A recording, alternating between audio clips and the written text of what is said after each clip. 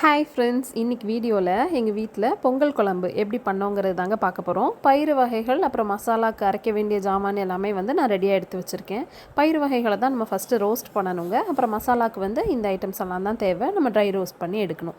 First பயிறுகள் எல்லாத்தையுமே இந்த மாதிரி நல்லா ரோஸ்ட் பண்ணிவிட்டு எந்த பாத்திரத்தில் நம்ம குழம்பு வைக்க போகிறோமோ அதில் நிறைய தண்ணி சேர்த்துட்டு இந்த பயிரை வேக போட்டுறணும். பயிர் எல்லாமே வேகிறதுக்கு ரொம்ப நேரம் ஆகும்ல, அதனால தான் ஃபஸ்ட்டே இதை நம்ம வறுத்து சேர்க்குறோம்.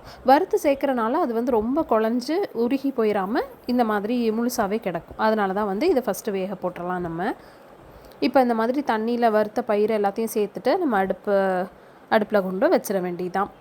அது வெந்துட்டுருக்கட்டும். அதுக்கிடையில் நம்ம பருப்பு வகைகளை ரெடி பண்ணிடலாம். நாங்கள் இன்றைக்கி துவரம் பருப்பு, கடலைப்பருப்பு ரெண்டத்தையுமே நல்லா வாஷ் பண்ணிவிட்டு பயிர் வெந்துட்டுருக்குல்ல அந்த தண்ணியிலே இதையும் வேக போட்டாச்சு. இது ஒரு பக்கம் வெந்துட்டுருக்கட்டும். அது வெந்துட்டுருக்க கேப்பில் நம்ம மசாலா ரெடி பண்ணிடலாம். மசாலாவுக்கு நம்ம நார்மலாக கடுகு, மிளகு, வெந்தயம், கடலைப்பருப்பு, சீரகம், சோம்பு, வத்தல், மல்லி எல்லாம் வறுப்போம்ல, அந்த மாதிரி வறுத்துட்டு கடைசியாக கொஞ்சமாக எண்ணெயும் சேர்த்துட்டு நல்லா அதை கலந்து ஆற வச்சிடலாம். அது ஆறிட்டுருக்க கேப்பில் இப்போ நம்ம கிழங்கு வகைகள் அண்ட் காய்கறிகளை சேர்த்துடலாம். எப்போவுமே ரொம்ப நேரம் வேகக்கூடிய காய்கறி இல்லைன்னா கிழங்குகளை ஃபஸ்ட்டு போட்டுருங்க. அதுக்கப்புறம் ஈஸியாக வேகக்கூடிய காய் எல்லாத்தையுமே கடைசியாக சேருங்க. இப்போ நம்ம கிழங்கு வகைகள் எல்லாத்தையுமே போட்டாச்சு. அது ஒரு பக்கம் வெந்துட்டுருக்கட்டும். அதுக்கிடையில் நம்ம ஆற வச்சுருந்தோம்ல மசாலா ஐட்டம்ஸ், அது எல்லாமே நல்லா ஆறிடுச்சு. அதை இந்த மாதிரி திரித்து எடுத்துக்கலாம். காய் எல்லாமே நல்லா வெந்து வந்ததுக்கு அப்புறமா நம்ம மசாலா திரித்து வச்சுருக்கோம்ல, அதை உள்ளே சேர்த்துக்கலாங்க. சேர்த்துட்டு இது கூடவே உப்பும் சேர்த்துக்கோங்க.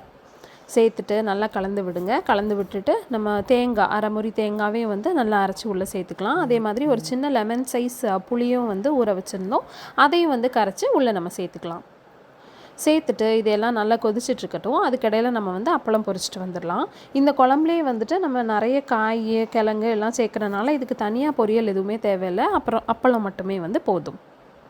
இப்போ குழம்பு ரெடி ஆயிடுச்சு. இது கூட பெருங்காய பொடி எல்லாம் கலந்துட்டு இப்படியே நீங்கள் டேரெக்டாக சாப்பிட்லாம். அப்படி இல்லை அப்படின்னா தாளிப்பு கொடுக்குறீங்க அப்படின்னாலும் கொடுக்கலாம்.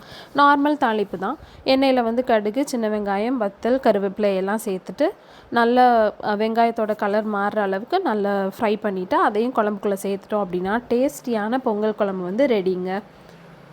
கண்டிப்பாக இந்த ரெசிபியை நீங்களும் ட்ரை பண்ணுங்கள். ஆல்ரெடி பண்ணியிருப்பீங்கன்னு நினைக்கிறேன். யாருக்கெல்லாம் பொங்கல் குழம்பு பிடிக்கும் அப்படிங்கிறத கமெண்ட்ஸில் சொல்லுங்கள். வீடியோ பிடிச்சிருந்துச்சுன்னா லைக் பண்ணுங்கள். சேனலை சப்ஸ்கிரைப் பண்ணிக்கோங்க. உங்கள் ஃப்ரெண்ட்ஸ் அண்ட் ஃபேமிலிஸ்க்கு ஷேர் பண்ணுங்கள். தேங்க்ஸ் ஃபார் வாட்சிங்.